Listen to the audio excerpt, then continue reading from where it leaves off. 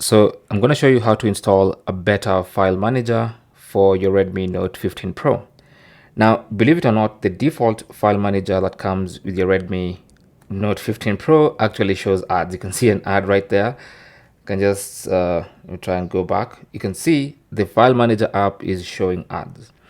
Now, to get away from all that, you can go to the Google Play Store and find the Google Files file manager. So this one that's called Google Files. It's called Files by Google. I'm sorry. So go ahead and download and install this app. It's a much better file manager, and you can set it as your default file manager. So you can give it access to manage all files.